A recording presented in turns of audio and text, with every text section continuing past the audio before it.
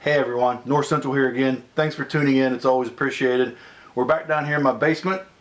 We're going to go over a quick review of my plants that I got down here in a short little video. Peppers and tomatoes. So I'm going to go ahead and jump into it, bring the camera a little bit closer. Okay, so to start off with, here on the end, these are the serrano peppers. They're doing very good. They're actually really quick growers. I'm really surprised at how fast they're taking off compared to all the other peppers. I thought peppers were more of a slower plant, but these are just taking right off. They're the tallest ones that I have. They're probably about 4 to 5 inches tall, depending on which one you look at.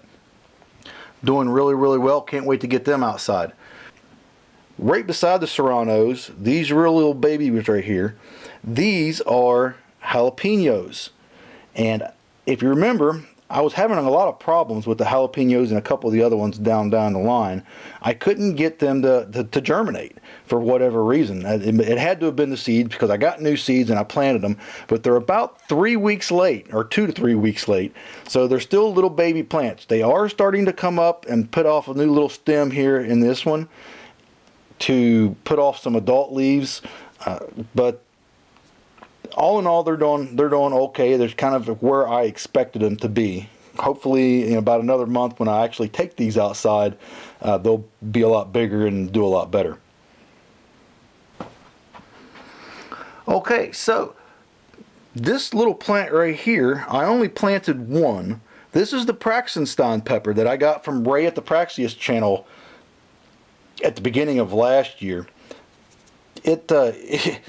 Now, I planted this the same time that I planted the jalapenos, and as you can see, this thing is a grower. It really grows, and if this thing's going to be anything like its mama was, it's really a big-time producer. And the peppers come in 3 different varieties. They come in kind of a long shoe-looking thing, and then a real little tiny short squiggly one, and then another thin squiggly one that's longer. But it does really well. The peppers are, I would say that they're about as hot as a jalapeno, but not quite as hot as a habanero. But they really took off, and it just produced all the time. Now, right in here behind the Praxenstein pepper, you're going to see these little plants right here. This is the Trinidad scorpions. Now, if you remember, if you followed along whenever I was planting these, I only had 3 seeds of these, and all 3 of them came up. I had a 100% germination, which is just absolutely great. I can't wait for these babies to get big enough to start putting off peppers. Okay, coming over, these beautiful little babies, these are the orange habaneros. And just look at the leaf color on these. They are absolutely gorgeous. It's got green and that little beigeish in there on the leaves. They are just absolutely beautiful. I suspect that this is what they're supposed to look like. I'm not for sure. I've never grown these before. I guess we'll just have to wait and see what they do. Now down here, these little ones here they're doing pretty well as well. 4 again came up, 100% germination. These are the Detals. Now I got the scorpions, the orange habaneros, and the Detals. These all came from MHP Gardener, as well as the super chilies, which is the next one over. But let's talk about the Detals first. These are beautiful. They've got the real nice green leaves, and they're putting off new stems and coming out with new leaves. They're doing really well. All in all, I'm really happy with them. 100% germination. Hey, who can beat that? Now next to the Detals are the super chilies, again from MHP Gardener. They're doing fantastic. In fact, they're growing up a lot faster than I thought they would. They're in contention with the serrano peppers over on the far right, but just not quite as high. They're about 3.5 inches high. This one back here is a little bit higher than the rest of them. Doing real well, putting off new growth everywhere, new stems and stuff. Doing excellent. Now the next 2, these are the Hungarian wax, and these are some that I got. They're the Big Dipper bell peppers. They're a hybrid. The Hungarian waxes, I had a lot of trouble getting the Hungarian waxes come up. I got 2 different seed packs. I don't know what the deal was, but this is what came out of them, and I put probably 15 seeds in each pot, and I've got one here, two here, and one in the far back one, and this one here in the back center never even sprouted anything up. So bad seed. Don't remember where I got it from, but bad seed. So hopefully these plants will do okay. I'll just have to see. Now beside them are the Big Dipper bell peppers, and I planted them the same time that I did the mini seeds that I put in the Hungarian wax. They're doing pretty good. I had a problem with this one and these two. The seed pods decided that it was going to stay on the leaves as it was coming up through. I don't know if I didn't get the seeds deep enough, or if I didn't, or maybe the soil was just too loose to pull it off. But me being me, I tried to pull them off the leaves as gingerly as I could, and as you can see with the short baby leaves here on this one, I pulled half the leaf off. Same thing on this one over here. Don't know really what the remedy for that is, except to leave it on and see what the plant does, but I got kind of rambunctious about it. But this one seems to be doing pretty good. It does have growth coming out of the center of it, so it's going to make it. The one up here in the far back is probably the best one out of all of them. Like I said, that's the Big Dipper bell pepper. And so everybody around here likes bell peppers, and looks like we're going to grow some. Okay, we've got a forest of tomato plants here. These are the Burpee super sauce tomatoes. They are a hybrid. They're growing very well. This one back here in the very back happens to be the tallest one.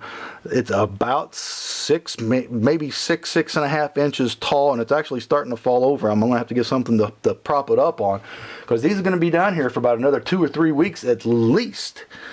But they're doing very well. They've got that great tomato leaf look. Putting off the new leaves and growing up nice and tall and straight, and exactly what I want them to do. So I've got about 8 of these I'm going to put out in my raised bed out beside my house. The rest of them will go into containers to see how they do in a container. And in about 3 to 4 weeks, we'll be moving these babies outside. Okay, so that's pretty much the review. Peppers, tomatoes, doing really well.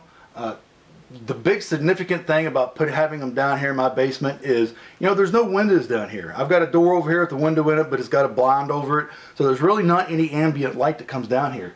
These plants are growing all on this grow light system. Now, I had somebody ask me over an email, how long do I keep my lights on for? I'm kind of an early riser. I get up about 6 o'clock in the morning.